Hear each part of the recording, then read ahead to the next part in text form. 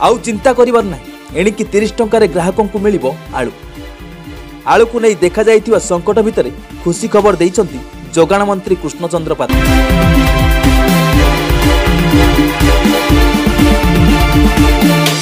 30 टंकार आलू जोगाई देवा पई मंत्री घोषणा करिछंती।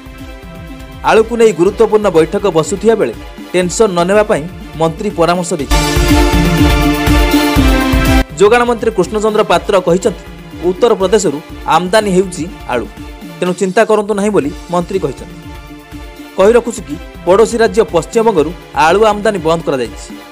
बुधवार राति मौलिक निर्देश क्रमे आलू ट्रक सीमा पार न करने कटकणा लगाई पश्चिमबंग सरकार। ओडिशा और पश्चिमबंगर विभिन्न सीमार शह शह आलू ट्रक बंगाल अधिकारी अटक रखिछन्ति।